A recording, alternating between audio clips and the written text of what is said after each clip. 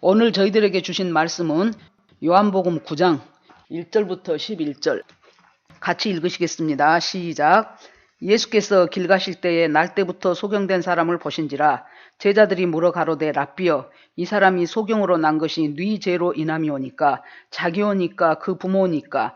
예수께서 대답하시되 이 사람이나 그 부모가 죄를 범한 것이 아니라 그에게서 하나님이 하시는 일을 나타내고자 하심이니라.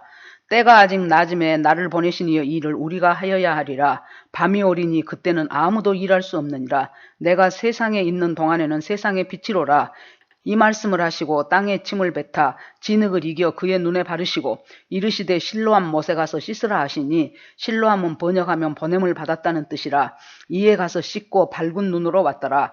이웃 사람들과 및 전에 저가 거린인 것을 보았던 사람들이 가로되 이는 앉아서 구걸하던 자가 아니냐, 혹은 그 사람이라 하며 혹은 아니라 그와 비슷하다 하거늘 제 말은 내가 그로라 하니, 저희가 묻되 그러면 내 눈이 어떻게 떠졌느냐. 대답하되 예수라 하는 그 사람이 진흙을 이겨 내 눈에 바르고 나더러 실로암에 가서 씻으라 하기에 가서 씻었더니 보게 되었었노라. 아멘. 하나님 감사합니다. 말씀 가운데서 저희를 인도하시며 말씀이 능력이 돼서 우리의 삶을 변화시키시는 하나님을 찬송합니다. 오늘 이 시간 성령께서 이 자리에 오셔서 말씀을 풀어주시고 정말로 잘 박힌 못처럼 하나님 이곳에 예배드리는 모든 사람 한 사람의 깊은 심령 속에 주님의 말씀이 우리를 인도하고 변화시키고 이기게 하는 능력이 되게 하여 주시옵소서. 성령께서 이곳에 임재하시고 주님께서 함께 하실 것을 믿사옵니다. 모든 사람의 심령이 하나님을 향하여 활짝 열리는 시간이 되게 하여 주시옵소서. 아버지께 올려드리고 예수 그리스도 이름으로 기도합니다. 아멘. 누가 뭐라고 해도 예수 그리스도는 우리의 죄를 구속하시기 위하여 이 땅에 오셨습니다.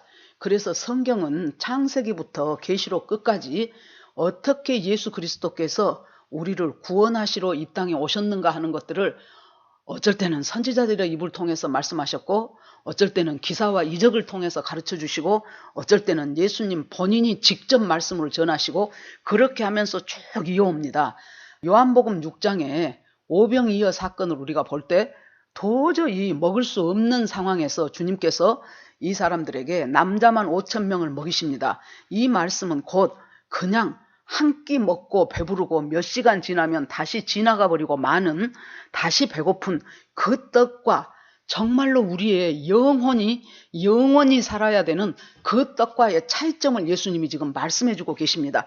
그래서 영원한 만나, 광야에서 먹었던 끊이지 않았던 그 생명의 만나, 그것은 바로 예수 그리스도가 생명의 떡임을 증명했습니다. 그래서 예수 그리스도를 우리를 살리는 생명의 떡임을 알고 그 떡인 예수 그리스도를 계속 교제하면서 먹고 하는 사람에게는 구원이 있다는 것을 가르쳐 주시죠.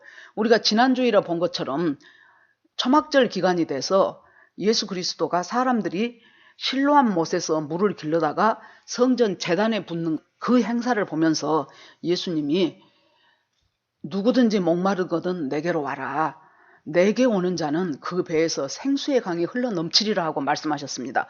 지금 당신들이 광야에서 먹었던 그 생수, 그 반석을 쳐서 나왔던 그 생수를 기억하면서 그것에 대해서 쭉 지금 실로암 못에서부터 성전까지 길어오는 그 수고를 마다하지 않고 계속해서 하고 있는데, 그것은 그냥 땅에 흩어져 버리고 마는 물이지만은 내가 주는 생수, 즉 내 자신이 생수다. 이것을 먹는 사람은 영원히 목마르지 않을 것이다 라는 말씀을 하면서 그것에 대해서 그대로 이루어진 것이 가늠하다 현장에서 잡힌 여자를 데리고 왔던 그 사건이었습니다.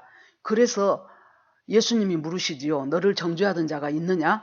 없나이다. 나도 너를 정죄하지 아니하노니 다시는 가서 죄를 범치 말라. 그렇게 말씀하시고 죄를 범치 않을 수 있는 방법을 가르쳐 주시는데, 그 말씀이 바로 예수께서 또 일러 가라사대 나는 세상의 빛이니 나를 따르는 자는 어두움에 다니지 아니하고 생명의 빛을 얻으리라 그랬어요.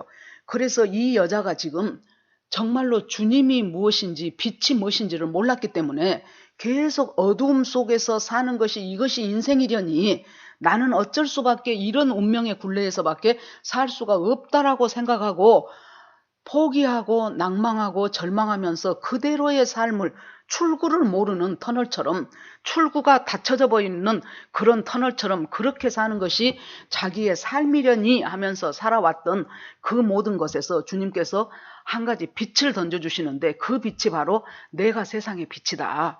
나를 따르는 자는 어둠에 다니지 않고 네가 그 묶여 있었던 그 죄에서 벗어나서 바로 생명의 빛을 얻을 수 있으리라라고 이 여자를 향하여 방법을, 비결을 제시해 주십니다. 빛은 우리가 창세기 1장 3절에 보면은 하나님이 천지를 창조하실 때에 빛이 있으라 하심에 빛이 있었습니다. 그때부터 천지는 창조되기 시작합니다. 이 빛은 해나 달이나 별 같은 발광체에서 나오는 빛이 아니고 이것은 하나님 자체로서 비추시는 빛이기 때문에 이 빛이 하는 일이, 하나님의 빛이 비추기 전까지기에 이 세상은 혼돈했어요. 공허했어요. 흑암이 깊음 위에 있었어요. 그런데 빛이 비치기 시작하면서 혼돈한 것은 질서를 잡기 시작합니다. 공허한 것은 채워지기 시작합니다. 흑암은 어두움을 드러내기 시작합니다. 마찬가지로 우리도 예수 그리스도를 알기 전에 우리 심령은 혼돈하고 공허하고 흑암이 깊음 위에 있었어요. 그런데 우리가 예수를 믿고 구원받고 나서, 그리고 나서 우리도 정도의 차이는 있습니다. 그러나 우리도 모르는 사이에 혼돈은 질서를 잡게 되고 우리가 얼마나 채워도 계속해서 공허하고 허전하지요. 그런데 공허하고 허전한 그것은 그리스도로 완전히 채워지게 되고, 그리고 계속해서 어둠 속에서 갈 바를 알지 못하고 헤매던 우리와 같은 그 어둠이 이제는 하나님 앞에서 빛으로 비춰져서 그 빛을 따라갈 수 있는 방법으로 우리를 인도하시는 것이 바로 하나님의 빛입니다. 그 빛이 어디로 임하게 됩니까? 이제 요한복음으로 오면은 세상에 비치는 빛이 있었는데 어둠에 있는 사람들이 깨닫지 못했다라고 말씀이 나옵니다. 그러니까 세상의 빛으로 예수님이 육신을 입고 이제 구체적인 빛이 되셨어요. 그때는 말씀이 빛이었지요. 그랬는데 이제는 구체적인 육신을 입고 오신 예수 그리스도가 빛이 되어서 그 빛을 어둠의 세상을 향하여 비추기 시작했으나 어둠에 물들어 있고 빛에 대해서 관심이 없었던 사람들은 그 빛이 무엇인가 깨닫지를 못했습니다. 그래서 결과적으로 어둠을 정복하지 못한 채로 살아가고 있었는데 드디어 예수님의 공생애가 시작이 된 거죠. 그래서 주님께서는 세상의 빛이라는 것이 무엇이며 그 빛이 하는 일은 첫째, 어둠을 드러내주고, 둘째, 어둠에 살아가고 있는 사람들을 더 이상 그 어둠에 정복당하지 않고 어둠을 정복하고 이긴 자로 살 수 있도록 인도해 주는 것이 빛이다. 그 말씀을 하시자 이제 그곳에 있었던 바리새인과 서기관들이 굉장히 예수님을 공격하기 시작합니다. 그래서 예수님은 다시 설명을 하면 또 공격하고, 예수님이 다시 말씀을 선포하면 다시 또 공격하고, 이렇게 갑론을박 주고받다가 드디어 이들이 분이 나서 드디어 예수님을 돌로 들어서 치려고 하자 예수님은 성전에서 나오셨습니다. 그리고 제자들과 함께 다시 길을 갈 때 한 사람을 만납니다. 그 사람은 나면서부터 소경된 자를 만났다, 그렇게 됐어요. 예수님이 그 사람을 보시고라는 단어가 에이도라는 단어를 사용합니다. 에이도라는 단어는 보다라는 말도 있지만은 알다라는 말도 있습니다. 그래서 보다와 알다가 같이 쓰였다고 볼 수 있어요. 예수님께서 이 사람을 보시면 주님께서 그 사람이 지금까지 나면서부터 소경으로 살아왔던 그 사람이 40살인지 50살인지는 알 수 없으나 몇십 년 동안의 그 사람 속에서의 절망과 고통과 아픔과 괴로움을 예수님이 쭉 통찰을 하시는 거예요. 그리고 그 사람을 또 보십니다. 그래서 예수님이 보시면 아는 것이고 아시니까 또 보는 것입니다. 그렇게 해서 소경된 자를 주님께서 쭉 인도를 해 가시는데, 제자들이 예수님의 눈길이 누군가에게 머무는 것을 보시고 제자들이 예수님에게 질문을 합니다. 예수님, 저 나면서부터 소경된 사람이 자기 부모로 죄로 저렇게 된 것입니까? 아니면은 본인의 죄로 저렇게 소경으로 태어났습니까? 그러자 예수님께서 말씀을 주시면서 예수께서 대답하시되 이 사람이나 그 부모가 죄를 범한 것이 아니라 그에게서 하나님 하시는 일을 나타내고자 하심이니라. 이것을 잘못 보면은요, 아, 이 사람은 부모 죄냐 자기 죄냐가 문제가 아니고 바로 하나님께서 하시고자 하시는 일을 나타내기 위해서 이 사람을 소경으로 태어나게 했다라고 혹시 오해를 할 수가 있어요. 근데 이 말씀은 그 뜻이 아니고 지금 중요한 것은 그 사람이 부모 죄로 소경이 됐냐 자기 죄로 소경이 됐냐 그것이 중요한 것이 아니고 지금 이 사람의 결론적으로 지금 당하고 있는 현실, 이 현실을 가지고 하나님은 무엇을 만드시는 분입니까? 하나님의 영광을 돌리기 위한 일로 만들어 가시는 작업을 지금 하기 위해서 지금 이 사람은 이곳에 있다라고 말합니다. 우리가 지금 어렵고 힘든 현실 가운데 있으면 이 원인이 무엇인가를 찾고 싶어 합니다. 그래서 우리는 정확하게 그것을 찾지도 못하는 가운데 이것은 부모 탓이다, 이것은 남편 탓이다, 이것은 자식 탓이다, 이것은 내가 그때 선택을 잘못한 탓이다 하면서 여러 가지로 원인을 규명하고자 하는데 주님께서 말씀하시는 것이 그 원인이 규명하는 것이 중요한 것이 아니고 어찌되었든지 간에 지금 네가 당하고 있는 현실, 이 현실을 통해서 하나님께서는 하나님의 일을 시작하시고 그 일로 인하여 하나님께서는 결국 영광되는 삶을 살도록 우리를 인도해 가시기 위해서 하나님께서 지금 역사하신다라는 말씀입니다. 그래서 주님께서 말씀하시기를 내가 세상의 빛이니 세상에 있는 동안에는 세상의 빛이다. 아직 때가 낮이기 때문에 나를 보내신 이의 일을 우리가 하여야 하리라. 자, 아직 때가 낮이기 때문에 예수 그리스도를 보내신 하나님의 일, 그것은 곧 우리를 모든 죄에서 구원하고 구원받은 자가 이때 이 사실을 구원받았다는 사실을 깨닫고 나면서부터는 어떤 식으로든지 자기가 좀 잘못한다 할지라도 어떤 식으로든지 거룩을 향하여 예수 그리스도의 영광을 향하여 우리가 한 걸음 한 걸음 뛸 수밖에 없는 그 구원의 여정을 지금 주님께서 전체적으로 이끌어가고 계신다는 것을 말씀합니다. 때가 낮이다. 낮은 일을 해야 되는데 일해야 되는 그때 예수 그리스도께서 하시는 일은 결국에 가서 원인이 무엇인가를 규명하는 일이 아니고 지금 현재의 상태를 가지고 하나님께 영광을 돌리는 대로 올려져 가는 것이 예수 그리스도의 낮에 행할 일이다라고 하십니다. 그리고 나서 침을 발라서 진흙을 개어서 그 소경의 눈에 붙입니다. 여러분 흙 한번 생각을 해보십시오. 제일 처음에 창세기 때 하나님께서 아담을 창조하실 때 흙으로 빚어서 그 코에 생기를 불어넣어서 바로 사람이 된지라 생명이 된지라 그랬습니다. 그래서 우리 인간은 흙에서 시작해서 흙으로 끝날 수밖에 없는 존재예요. 하나님의 생기가 없으면 하나님의 성령의 부음이 없으면 그러면 우리 인간은 몸만 인간이고 하나님의 형상처럼 창조되었지 계속 흙과 같은 생활을 하다가 결국 흙으로 돌아가는데 그것이 끝이 아니고 우리가 영혼이 있기 때문에 그 영혼을 살리지 못했기 때문에 결국에 와서 우리의 육신의 장막을 벗는 날 우리는 저 지옥으로밖에 갈 수 없는 너무나도 비극적이고 비참한 생활, 일생을 죄에 매여 시달리다가 사탄의 종로로 다다가 어쩔 수 없이 육신은 흙으로 돼버리고 우리의 영혼은 지옥으로 갈 수밖에 없는 그 인간의 비참한 현실과 그 실존을 하나님께서 해결하시기 위해서 구원이라는 것이 무엇이며 죄에서 구속받는다는 것이 무엇인가를 하나님께서 주시기 위해서 지금 예수님께서 진흙을 쪼무락거리기 시작합니다. 여러분 우리가 흙과 같은 존재라면 나는 언제 예수님이 내 인생에 개입했는가 우리는 정확하게 모릅니다. 그런데요 우리가 물이 펄펄 끓어서 100도가 돼서 임계점부터 끓기 시작하지만은 찬물로 있다가 어느 순간 땡 하고 100도는 올라가지 않습니다.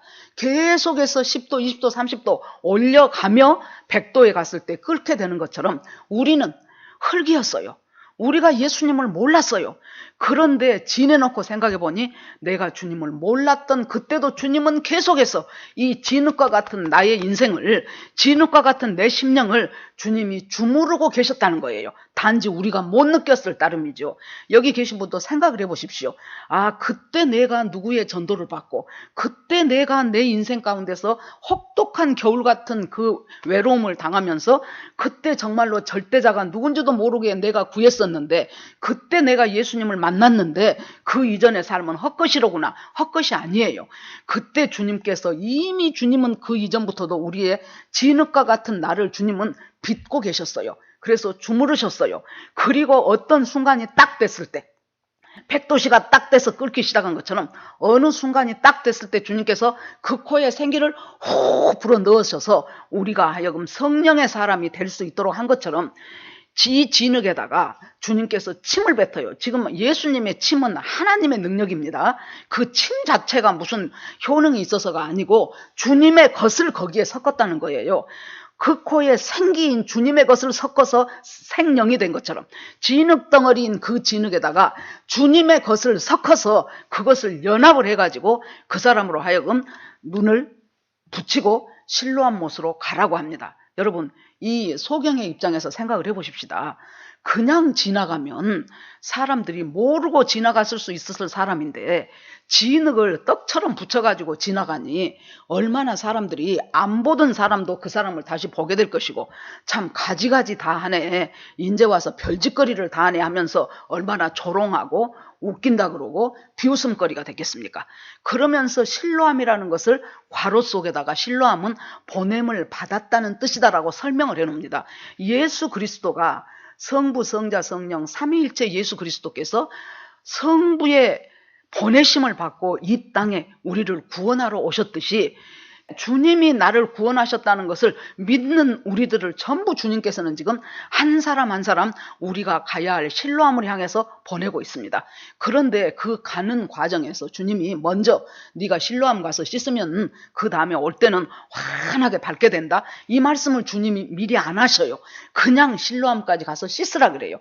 그래서 그 소경이 생각할 때 아니 그냥 가기도 힘든데 뭘 이걸 붙이고 가래, 나는 안 와요, 이대로 있겠어요 라고 할 수도 있어요. 그런데 그 소경이 예수님의 그 말씀에 순종을 하면서 갑니다. 실로암으로 간다는 것의 첫 번째 작업은 뭐예요? 내가 그 말씀을 믿고 어떤 것이 내 속에 지금 내 손에 쥐어지지 않는다 할지라도, 뭔가 지금 확실한 어떤 환상이나 음성이 들리지 않는다 할지라도, 그렇지만은 그 말씀 붙잡고 실로암을 향하여 가는 것이 바로 구원으로 출발하는 여정입니다. 그래서 그곳은 낮은 곳이에요. 실로암은 기온샘, 저 골짜기의 기온샘에서 졸졸졸졸 흐르는 그 물이 흐르고 흘러서 가장 낮은 지역인 그곳에 모이게 되기 시작한 것이, 그 모인 것이 바로 연못이 되고 그 연못 이름이 실로암입니다. 그래서 그곳까지 가는 동안 계속해서 멸시와 조롱과 비웃음을 받으면서 그럼에도 불구하고 그 말씀 하나 붙잡고 지금 실로암으로 갑니다. 가서 무릎을 꿇어요. 그것이 낮은 곳이기 때문에 씻으려면은 무릎을 꿇고 그 물에 눈을 씻게 됩니다. 여러분, 우리가요 지금 살아가면서 어떨 때는 정말로 말씀 하나만 붙잡고 살아가려는데 힘들어요. 왜냐하면은 주변에서 도와주는 사람이 없어요. 돕기는커녕 가만히만 둬도 좋아요. 그런데 계속해서 조롱합니다. 계속해서 웃습니다. 계속해서 핍박합니다. 계속해서 비웃습니다. 이런 상황이 계속되는 속에서 그럼에도 불구하고 이것을 떼지 않고 그 말씀대로 끝까지 실로암까지 간다는 것은 굉장히, 이것은 어떤 믿음을 요구합니다. 여러분, 지금 살아가면서 내가 말씀 하나 외에는 붙잡을 것이 없다라는, 정말로 대안이 1도 없다라는 상태에 계신 분이 있을 수 있어요. 이분은 말씀 하나 붙잡기로 작정하십시오. 그러면 그 다음 일은 주님이 책임을 지십니다. 그리고 주님이 가라고 하는, 주님이 보내주신 그 실로암까지 모든 잡음, 소음 다 떨쳐버리고 얼마든지 흔들리고 있고 유혹받을 수 있는 그것들을 전부 버리고 한 계단 한 계단 실로암까지 갑니다. 가서 씻었더니 눈이 떠졌어요. 자, 한번 우리가 그 소경이라고 생각을 해봅시다. 그 경이로움과 그 경탄을 어떻게 말로 다 할 수 있겠습니까? 평생 처음 본 하늘이지요. 처음 본 구름이지요. 나뭇잎을 흔들거리는 바람이지요. 꽃이지요. 웃으면서 대화하면서 지나가는 사람들을 봅니다. 길을 봅니다. 자기도 모르게 왔던 길을 고집어 가면서 드디어 있던 자리로 다시 돌아오게 됩니다. 그 사람 속에서 일어나는 이 경이로움과 이 감사와 감탄은 어디에 비교할 길이 없습니다. 여러분, 사람은요, 내가 어떤 자리에 있었다는 것을 알기 전까지는 누구나 다 소경입니다. 사람들이 와서 그 사람을 보고 계속해서 구걸하던, 이 자리에 구걸하던 그 사람이다 하는 사람도 있는가 하면은 아니다. 그 사람이 어떻게 저렇게 눈을 뜰 수가 있느냐. 아니다.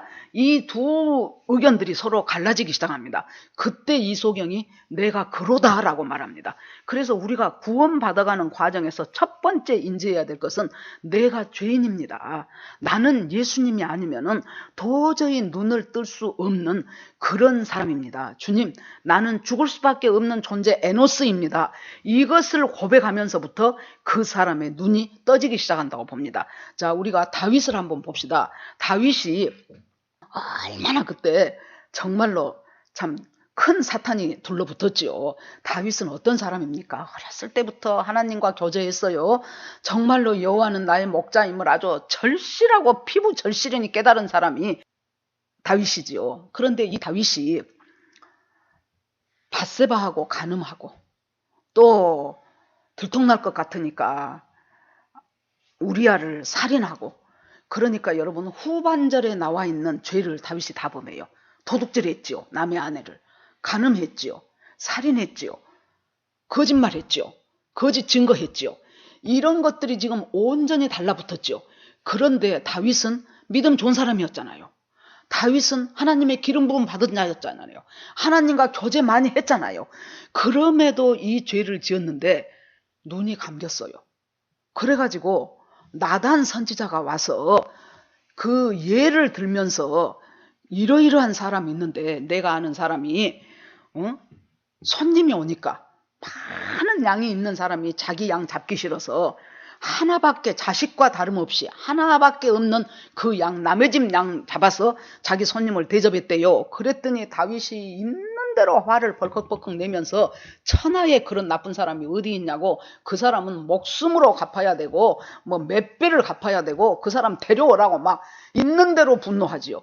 그러자 나단이 있다가 바로 그 사람이 왕 당신이십니다 했을 때, 그때 다윗이 이제 대성 통곡하며 하나님 앞에 회개하기 시작하죠. 여러분, 다윗은 주님과 그렇게 끊임없이 교제하는 사람이었음에도 불구하고 다윗은 어쨌습니까? 그때까지 눈뜬 장님이었어요.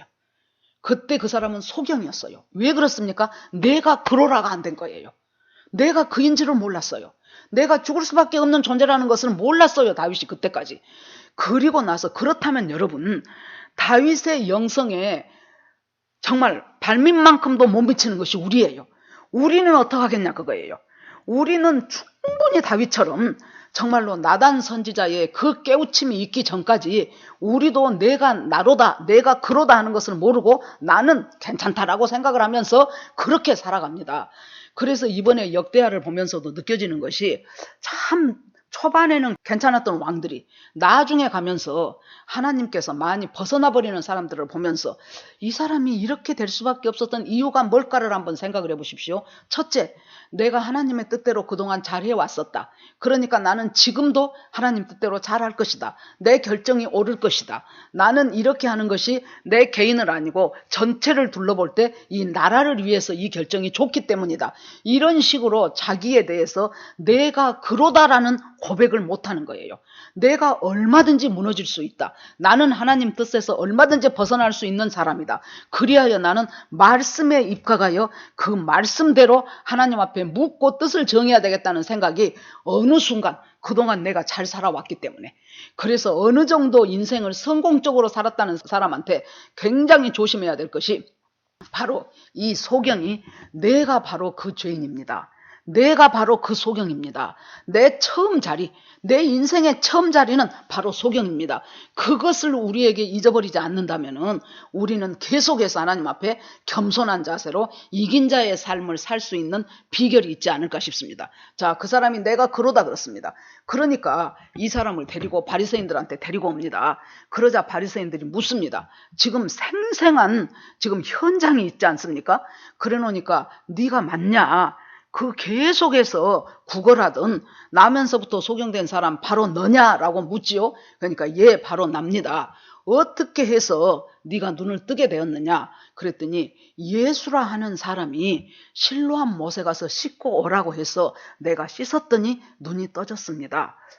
이걸 믿을 수도 없고 안 믿을 수도 없잖아요. 그러니까 그 바리새인들 사이에서 서로 의견이 갈립니다. 어떤 사람은 야, 그러고 보니까 안식일이잖아. 안식일을 범한 것 보니까 이 사람 죄인이네. 눈뜨게 했던 그 예수 죄인이네. 그렇게 말하면 또 한쪽에서는 어떻게 죄인이 이렇게 나면서부터 소경전자의 눈을 뜨게 할 수가 있느냐. 그렇다면 이 사람은 죄인은 아니고 분명히 이것은 하나님의 사람이다. 자기들끼리 서로 이제 의견이 충돌을 하기 시작합니다. 우리가요, 이렇게 살면서 보면 저는 이렇게 목회하면서 이 사람 저 사람을 보면서 느껴지는 것이 정말로 물 좋고 정자 좋고 다 좋은 사람은 없어요. A라는 장점이 있으면 B라는 단점을 꼭 소유하고 있더라고요. 그것이 어쩔 때는 장점으로 드러나고 어쩔 때는 단점으로 드러나요. 어떤 것은 참 충성스럽고 어떤 것은 정말로 성실한 사람이 어느 부분에 가서는 너무도 헐거워버리는 경우도 또 많이 봅니다. 그래서 우리가 이렇게 참 주변에 많은 목사님들이거나 또 우리를 리드했던 사람들을 보면서 저 사람 틀려먹었구나, 저 사람 이제 안 됐구나, 저 사람은 하나님의 사람 아니다라고 단정 짓는 것을 좀 유보해야 될 필요가 있다고 봅니다. 왜냐하면은 우리가 그 사람 단정 안 지어도 그 사람이 정말로 잘못된 사람이면 하나님이 알아서 하셔요. 그래 놓으니까 단정 짓고 그 사람에 대해서 판하고 정죄하고 하는 것은 우리 몫이 아니라고 생각합니다. 그분들을 통해서 우리에게 주셨던 은혜가 있어요. A라는 목사님을 통해서는 교회라는 것이 얼마나 아름다운 공동체인가를 가르쳐준 목사님이 계셔요. B라는 목사님을 통해서는 말씀의 해석을 깊이 함으로 말미암아 말씀에 이렇게 깊은 뜻이 있구나 하는 것을 깨닫게 하는 목사님이 있어요. C라는 목사님을 통해서는 그 말씀을 자기 삶에 잘 적용해서 정말로 다른 사람들에게 모범이 되도록 삶을 가꾸어가는 그런 목사님이 있어요. 그런데 그분들이 다 다른 단점들이 드러나기 시작합니다. 드러나면 그 단점 드러난 것에 대해서 우리가 하나님, 저분이 저런 분이 아니었는데 왜 이렇게 됐을까요? 하나님 참 안타깝습니다. 주님, 성령님 충만하게 하셔서 저 목사님이 그 부분은 깨우쳐지기를 원하나이다. 이것이 우리가 해야 될 몫이지, 저 사람은 저쪽 분야의 소경이야, 저 사람은 틀렸어 라는 말은 굉장히 조심해야 되지 않을까라는 생각이 듭니다. 그래서 여기서 이제 이 사람들이 묻지요. 바리새인 중에 말하되 어떻게 이런 표적을 행할 수가 있겠느냐, 피차 서로 쟁론이 됐습니다. 그래서 그 사람들이 소경되었던 사람한테 다시 묻습니다. 그 사람이 네 눈을 뜨게 했는데 네 생각은 어떠냐? 그 사람이 어떤 사람이라고 생각하느냐? 그러니까 보세요. 첫 번째는 내가 그러다. 두 번째는 예수라 하는 사람이 내 눈을 뜨게 했습니다. 세 번째, 이 사람의 지금 하나님에 대한 예수 그리스도의 인식이 지금 달라져 가기 시작합니다. 세 번째는 내가 생각하기에 그 사람은 선지자입니다 라고 말하지요. 그러니까 이제 부모들을 불러 묻습니다. 자, 이 아들, 당신 아들 맞소? 그러니까 예, 우리 아들 맞습니다. 어떻게 이 사람이 진짜 소경으로 나왔소? 그러니까 예, 이 아들은 날 때부터 소경이었습니다. 그런데 어떻게 해서 지금 보게 됩니까? 그 부모가 대답하여 가로되 그가 우리 아들인 것과 소경으로 난 것을 아나이다. 그런데 지금 어떻게 되어 보는지, 그 눈을 뜨는지는 우리는 알지 못하니 저가 장성하였으니 자기 일을 말하리이다. 본인한테 직접 물어보세요 그러죠. 그러면서 22절에 설명이 돼 있어요. 왜 그 부모가 이렇게 말했냐면은 유대인들이 누구든지 예수를 그리스도로 시인하는 자는 출교하리로 이미 결의가 되어버려요. 그랬기 때문에 출교를 당할까 무서워서 자기가 이랬다는 것입니다. 여러분, 부모는 뭡니까? 자식의 죄도 부모가 지고 죽는 사람이 부모잖아요. 자식의 아픔과 고통을 대신할 수만 있으면 자기가 대신하는 것이 부모잖아요. 그런데 이 부모는 뭡니까? 행여라도 자기한테 불이익이 올까 봐서 그냥 자식한테 그 책임을 다 밀어버리고 자기들은 빠져버립니다. 가늠하다 현장에서 잡힌 여자는 같이 가늠했던 그 남자가 뭔가 서로 마음이 통했으니까 같이 가늠했을 것입니다. 그런데 그 남자는 사람들이 잡으러 오자 이 여자는 잡혀가든지 말든지 던져버리고 자기만 도망을 갔어요.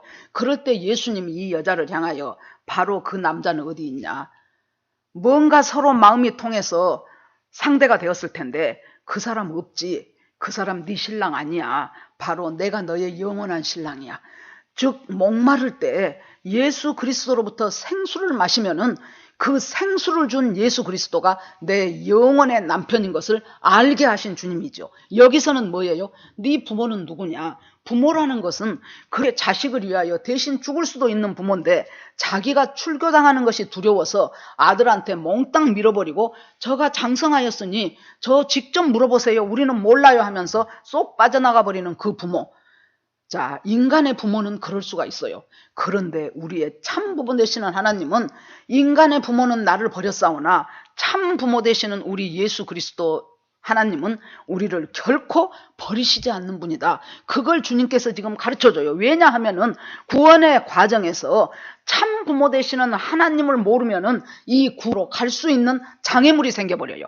그렇기 때문에 참 부모이시는 하나님, 하나님은 아버지시고 예수님은 신랑이시고 성령님은 우리한테 오셔서 그 두 분이 누구인가를 증거하시고 이렇게 삼위일체 하나님이 우리 모든 인류의 구원을 이루어가는 중이죠. 그래서 주님께서는 네 부모는 너를 버렸으나 나는 너를 결코 버리지 않는다는 그것을 깨닫게 하십니다. 그러자 이제 그들이 또 묻습니다. 다시 이제 두 번째 다시 불러요. 다시 불러가지고 우리가 보기에 그 사람은 안식일을 어겼으니까 죄인이다. 그러나 그 사람에게 그 네가 눈을 뜬 것은 사실이니까 그 영광을 하나님께 돌려라. 그러니까 예수 그리스도를 네 삶에서 배제해버리라 그 말이에요. 영광을 하나님께 돌려라. 그렇게 했을 때 이 사람이 내가 왜 자꾸 같은 말을 또 묻습니까? 나는 그 사람이 죄인인지 아닌지 나는 모른다.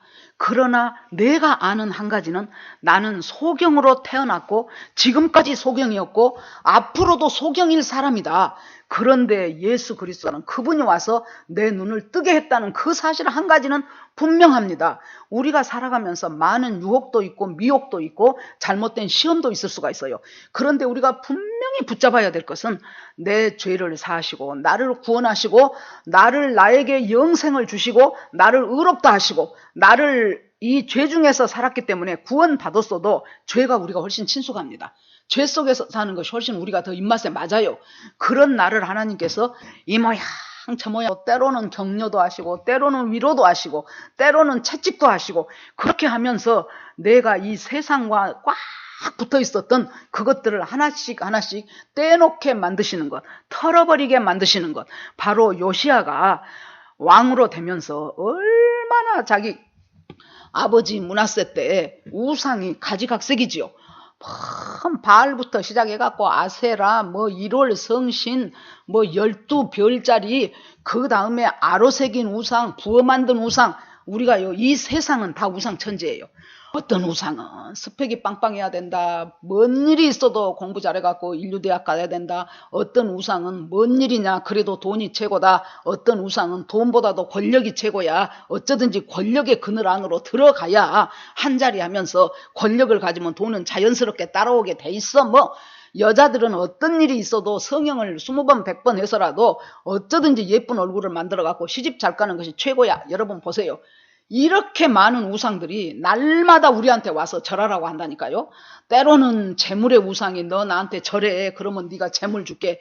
이 세상은 뭐라고 해도 돈이 최고 아니냐. 어쩔 때는 미모의 우상이 와서 그래도 여자는 미모야. 어떤 식으로든지 미모를 위해서 네 최선을 다해라. 어쩔 때는 시집을 잘 가는 거야. 다른 건 사랑이고 무엇이고 보지 말고 일단 돈 많은 남자 택해라. 뭐 각양각색의 우상들이 옵니다. 지금 애들이요 서너 살만 지나면 젊은 엄마들이 가다 보면은 막 엘리베이터 타는 데 있는 데서 그 전에 이렇게 보면은 아이고 영어 유치원을 보내야 되는데 어디가 좋을까 뭐 어디로 가면은 영어 마을이 있고 뭐 국민학교 뭐 고학년 되기 전에 미국에 가서 또 살다 와야 된다 뭐 기타 등등 많은 이것들이 지금 우리를 향하여 계속해서 우상을 보여주면서 그럴듯하지요. 얼마나 보암직하고 먹음직하고 지혜롭게 할 만큼 탐스럽습니까?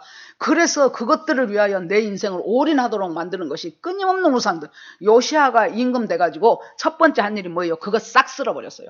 그거 깨끗이 쓸어버립니다. 태울 것 태우고 찢을 것 찢고 그 다음에 묻을 것 묻고 그렇게 하면서 그 우상을 태워버리는. 그래서 우리가 주님 앞에 믿음으로 가는 과정 가운데서 반드시 해야 될 것은 나도 모르는 사이에 몇십 년 살면서 내 속에 자연스럽게 흘러들어왔던 정과 욕심, 그것이 우상이에요. 욕심은 바로 알겠더라고요. 저도 아이고 이건 내 탐욕이네 하고 바로 알아요. 왜? 드러나니까. 내 스스로 깨달아져요. 그런데 뭐가 잘 안 깨달아지냐면은 정은 고운정과 미운정이 있어요. 그래가지고 고운정은 대체적으로 보면은 자식을 향해서예요. 그렇기 때문에 자식을 향해서 막 뭔가 자식이 잘 되기를 원하면서 뭔가 애잔한 마음이 들면서 뭔가를 막 더해주고 싶고 못 해준 것을 막 힘들어하고 그런 우리 집사님 권사님들도 많이 계시거든요. 그러는데 실은 그것은 주님 앞에서 그렇게 바람직한 현상이라고는 안 보입니다. 일단 우리는 내 인생을 하나님이 책임지셨던 것처럼 내 자식의 인생도 하나님께서 책임지시고 끌고 가시고서 하나님 앞에 맡겨놓고 우리가 할 것은 바람직하게. 지난번에 전도사님이 어떤 청년의 기도 제목을 내면서 기도 제목이 그게 딱 이렇게 저한테 마음에 와 닿았어요. 하나님, 학교를 정할 때 혹은 직장을 정할 때 영원히 보호받고 잠재력이 길러질 수 있는 곳으로 가게 해주세요.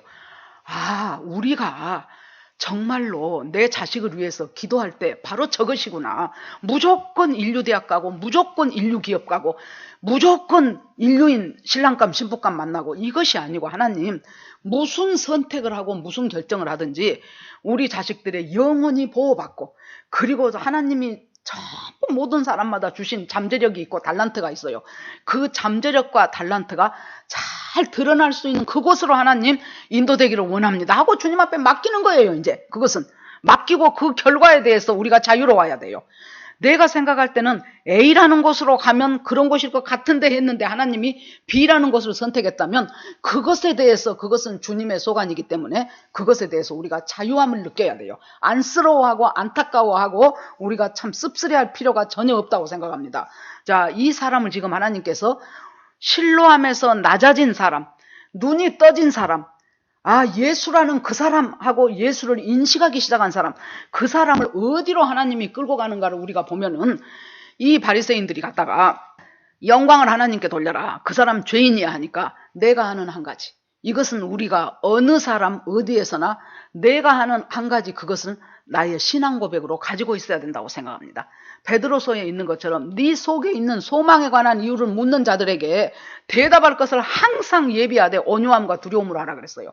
내 속에 있는 소망이 무엇이냐고요.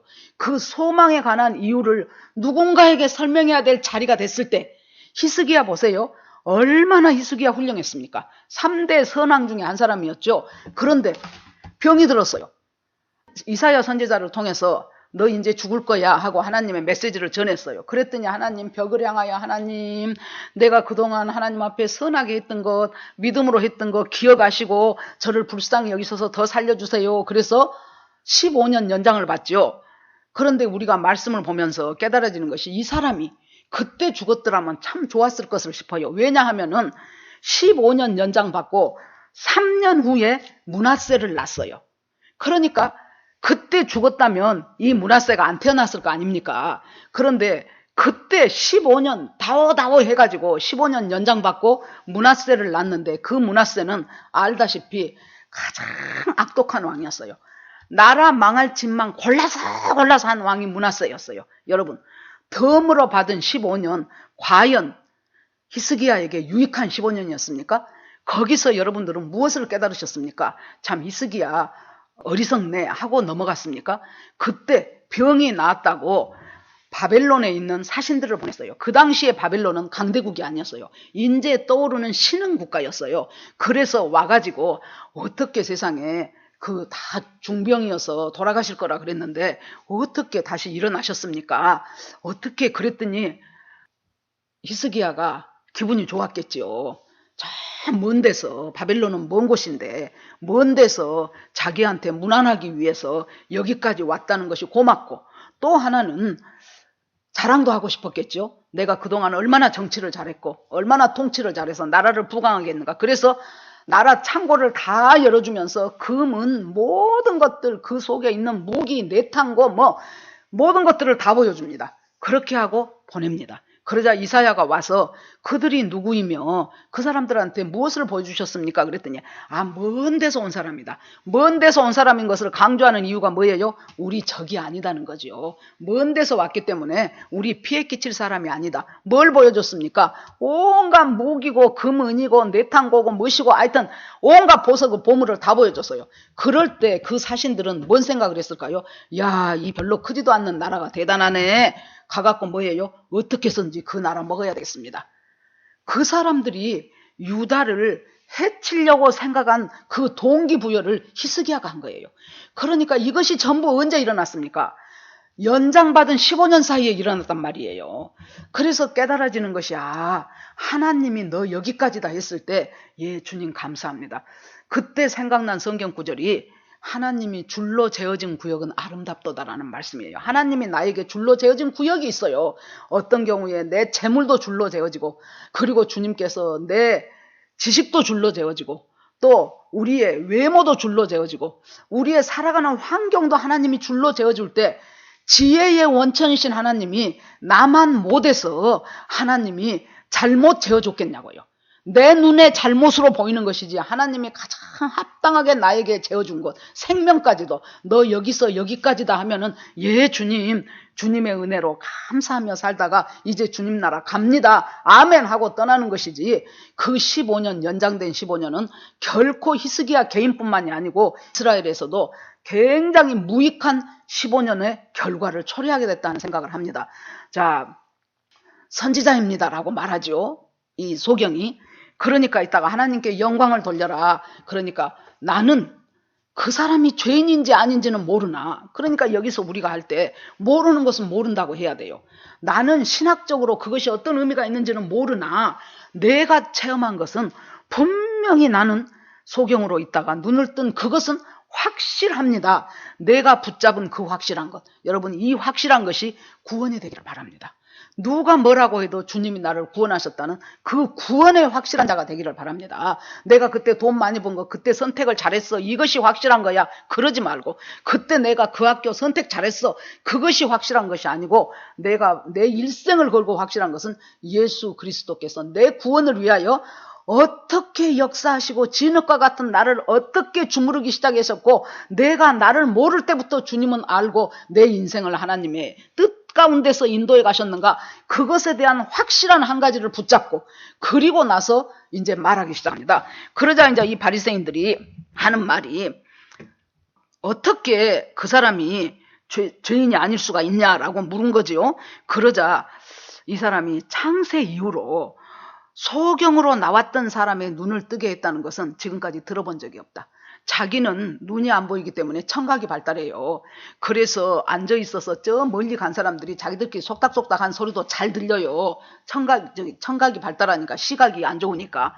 그런데 자기는 지금까지 몇십 년 동안 살면서 이 사람 저 사람 지나가는 말소리 들었어도 나면서부터 소경된 사람 눈 떴다는 소리는 나는 들어본 적이 없다. 그런데 당신들은 그 눈뜬 현장에 내가 있는데 어떻게 해서 당신들은 그분이 어디서 왔다는 것을 모른다고 합니까? 그분이 어디서 왔습니까? 하나님이 보낸 사람이 아니면 어떻게 이런 일을 할 수가 있습니까? 그분은 분명 하나님께서 보낸 사람입니다. 이 사람이 하나님께로부터 오지 않았다면 아무 일도, 이런 일은 도저히 일어날 수 없는 일입니다. 이 사람은 지금 변곡점을 넘고 있어요. 위험 수위를 넘어가고 있어요. 왜요? 예수를 그리스도로 하고 예수를 하나님이 보냈다고 하고 지금 이단으로 몰아붙이고 있는데, 하나님이 보냈다고 한 사람은 출교하기로 이미 지금 작정이 돼 있어요. 결정이 돼 있어요. 그런데 이 사람이 지금 선지자입니다까지는 그래도 봐줄 수가 있어요. 그런데 이 사람은 분명히 하나님이 보내서 온 사람인 것이 분명합니다까지 했을 때, 즉 바로 그 예수라는 이름을 가진 그 사람, 내 눈뜨게 해준 그 사람은 바로 그리스도입니다. 그 사람은 바로 메시아입니다. 그 사람은 바로 다윗의 자손입니다. 이 말을 지금 하는 거예요. 그러자 이 사람들이 네가 온전히 죄 가운데 태어나서 우리를 가르치려느냐 하고 그 사람들을 쫓아내니라. 간단하게 써졌지만은 쫓아내는 것이 출교시켜버렸어요. 출교라는 것은 우리나라 말로 치면은 주민등록 말소입니다. 아무것도 할 수 없습니다. 이 사람들이 더군다나 이스라엘은 종교적인 나라잖아요. 거기서 출교를 당해버린 것은 뭐 성전 출입 못한 것은 물론이려니와 이 사람이 지금 평생 하는 일이 구걸하는 일이었죠. 구걸할 권리조차도 이제 박탈을 해버리는 거예요. 간신히 낭떠러지에서 이거 하나 붙잡고 있다가 누군가 강력한 사람의 힘에 의해서 낭떠러지에서 끌어올려줬는데 그 사람을 다시 발로 밀어버려서 낭떠러지로 떨어지게 하는 일을 지금 이 바리새인들이 하고 있습니다. 왜 그렇습니까? 자기들이 생각하는 율법, 자기들이 생각하는 틀, 자기들이 생각하는 프레임, 그것 속에서 자기들은 생활을 해요. 아무리 하나님의 능력이 자기 눈앞에서 쏟아져도 내 틀의 생각과 다르면 그것은 전부 무시해버려요. 지금 이 눈앞에 그 눈 떠진 그 소경이 있는 현실임에도 불구하고 어떻게 해서든지 예수 그리스도를 죄인으로 몰아버리는 것이 자기들이 지금까지 유지하고 있었던 기득권을 계속 행사할 수 있기 때문에, 즉 자기의 이익과 관계되기 때문에, 그러기 때문에 어쩔 수 없이 지금 이 사람들은 그것에 입각해서 이렇게 오랜 세월 동안 그 장님으로 살던 사람이 눈쪄졌단 그 사람의 기쁨과 그 사람의 황홀함과 그 사람의 감격은 정말로 눈꼽만큼도 동참이 안 되는 거예요. 그런데 그와 반면에 이 소경은 아무리 이 사람들이 협박을 하고 계속해서 유도를 해도 끝까지 예수 그리스도가 하나님이 보내신 사람이라고 붙잡을 수 있었는 것은 이 사람의 감격이 그만큼 컸기 때문이에요. 이 사람의 눈 떠진 감동이 그만큼 컸기 때문이에요. 그래서 우리가 죄를 이길 수 있는 것은 이 죄를 안 져야지가 아니고 이 죄를 이길 수 있는 감격이 이 죄가 주는 유익함보다 훨씬 커버릴 때, 그럴 때 우리가 넉넉하게 이것들을 이겨나갈 수 있습니다. 그래서 이 사람은 이제 파문이 돼버린 거예요. 출교돼버린 거예요. 이 사실을 알고 주님께서 다시 이 사람을 만나러 오십니다. 35절에 예수께서 저희가 그 사람을 쫓아냈다 하는 말을 들으셨더니 그를 만나사 가라사대 내가 인자를 믿느냐. 예수님이 일부러 만나러 오십니다. 지난번에는 지내가다가 우연히 만났지만은 이번에는 일부러 오셔요. 왜 오십니까? 바로 너희가 사람들 앞에서 나를 시인하면 나도 아버지와 천사 앞에서 너희를 시인할 것이요. 너희가 만일 사람 앞에서 나를 부인하면 아버지와 천사 앞에서 나도 너희를 부인하리라는 그 말씀 그대로 이 사람은 아무것도 없는 사람이에요. 지금까지 구걸밖에 못했어요. 학벌이 있습니까? 재산이 있습니까? 부모라고 자기들의 보호막이 되어줄 부모도 나 몰라 하고 뒤로 빠져버리는 정말로 외로운 외톨이 같은 이 사람이 주님이 눈을 뜨게 해준 그것 하나를 위해서 그 모든 것, 자기한테 있는 그 신락 같은 어떤 보호막으로부터 전부 다 지금 다 대가 지불을 해버리는 거예요. 그것들을 다 지금 물리쳐버리는 거예요. 그랬다는 얘기를 듣고 예수님이 가서 네가 인자를 믿느냐. 인자는 글자 그대로 하면 사람의 아들이지만은 예수 그리스도가 이 땅에 인간으로 오신 하나님이자 인간이다라는 전체적인 표현이 인자입니다. 네가 인자를 믿느냐? 그랬더니 지금 예수님과 지금 1대1로 지금 대화를 하지요. 대답하되 주여 그가 누구십니까? 내가 믿고자 하나이다. 이제는 이 사람이 드디어 예수님과 맞대면하고 나니까 예수라는 이름을 가진 자, 하늘에서 보내온 자, 선지자, 그렇게 하다가 드디어 이제 예수 그리스도를 주여라고 하기 시작합니다. 여러분, 구원의 과정을 보십시오. 우리를 하나님께서 낮추셔서 실로암까지 가게 하셨어요. 그 실로암에서 씻었더니, 예수의 보혈로 씻었더니 바로 우리 눈이 떠졌어요. 그래서 예수라는 사람에 대한 관심이 가기 시작했어요. 그리고 그분이 선지자라는 깨달음이 왔어요. 그리고 선지자인데 어떤 선지자인가? 바로 나에게 구원을 준 하나님께로 온 바로 그 하나님의 아들이시다는 것, 내 인생이 그 속에서 풀어져 나가야 된다는 것, 그것을 가르쳐준 선지자, 바로 그분은 단순한 선지자로 끝나는 것이 아니고 나한테 주님이시다. 주여 내가 믿나이다. 우리가 찾아간 것이 아니고 주님이 나를 찾아왔어요. 그래가지고 주님께서 도저히 부인할 수 없는 그 능력을 우리에게 보이시면서 네가 나를 믿느냐라고 물으십니다. 그럴 때 우리가 해야 될 것이 주여 믿고 싶습니다. 처음에는 갈망이에요. 주님 정말로 주님이 어떤 분이시란 것을 내가 믿고 싶습니다. 주님이 누구입니까? 나는 믿고 싶습니다. 지금 너하고 말하고 있는 바로 그분, 자, 우리하고 말하고 있는 바로 그분, 예수 그리스도가 나하고 말하고 있고 예수 그리스도가 나하고 교제하고 있다는 것을 아는 사람과 모르는 사람은요, 이것은 하늘과 땅 차이입니다. 아는 사람은 주님과의 교제와 주님과의 말씀이 나를 사로잡기 때문에 우리가 인간에 속해서 넘어질 때가 있어요. 우리가 정말로 하나님 뜻에 어긋나게 행동할 때가 있습니다. 그렇게 생각할 때가 있습니다. 그런데 주님과의 말씀을 통하여 교제를 통하여 다시 주여 내가 믿나이다 할 수 있어요. 그런데 주님과의 말씀과의 교제가 없는 사람들은 얼마나 형식은 이 소경하고 비약일 수가 있습니까? 바리새인들이 얼마나 율법 지키려고 애쓰고, 서기관들은 눈 뜨고 밥만 먹으면 성경 필사하던 사람이 서기관들이었어요. 그런데 이 사람들은 주님과의 교제와 주님과의 말씀이 자기를 이끌어가지 못했기 때문에 이 사람들은 평생 동안 뭔 일 합니까? 우리가 지난주일에 봤던 것처럼 전부 다 돌멩이 하나씩 들고 있어요. 그래서 오늘은 정죄의 돌멩이, 내일은 판단의 돌멩이, 모레는 비난의 돌멩이들 갖다가 오늘은 이 사람 향해서 던지고 내일은 저 사람 향해서 던져요. 주님과 나와의 밀접한 관계가 없이 살다 보니까 이 바리새인과 서기관들은 뭐 했습니까? 바로 눈 떠진 이 사람에 대한 감격을 전혀 몰라요. 하나님께서 이 사람을 통해서 무슨 일을 이루셨는가 관심이 없어요. 그리고 안식일 지켰냐 안 지켰냐, 범했냐 아직 안 범했냐, 그것만 갖고 따지려고 하는 이 사람들은 결국에 가서 이 눈뜬 이 기막힌 감격 속에서 예수를 만난 이 소경을 조롱했고 비웃었고 모욕했고 결국에 가서는 파문까지 시켜버려서 낭떠러지 위로 간신히 올라온 사람한테 발로 밀어서 다시 낭떠러지 밖으로 떨어지게 만드는 그 악한 범죄를 짓고도 자기들이 죄인인지도 모르는, 정말로 이 사람이 누가 장님입니까? 누가 소경입니까? 예수가 너희들이 소경인 것을 알았더라면 좋을 텐데 소경인 것을 모르니까 계속 죄 가운데 있느니라 그랬어요. 그러자 이 사람이 주여 내가 믿나이다. 이것이 최후의 고백이지요. 우리의 모든 삶, 그동안 내가 주님을 몰랐을 때부터 주님의 손 안에서 빚어지고 있었던 그 몰랐던 기간, 잠재되어 있는 잠복기의 기간, 그 기간에도 주님은 내 구원을 위해서 일하셨고, 내가 주님인 것을 알기 시작한 그때도 주님은 내 구원을 위해서 일하시고 계시고 앞으로도 주님은 일하고 계실 것입니다. 그 과정 가운데서 계속해서 주님이 누구인가를 오늘은 이만큼 보여주면 내일은 이만큼 벌어주고 계속해서 보여주고 더 넓혀주고 더 깊어지고, 그렇게 해서 결국 우리로 하여금 주님을 참으로 경배하는 주님의 예배자가 되도록 하십니다. 참으로 경배하는 예배자가 되면은 우리가 계시록에 7교회에 나와 있는데 전부 다 7교회에 주님이 뭐라고 하셔요? 이기는 자가 되어라. 이기는 자가 되면 내가 너를 이렇게 할게.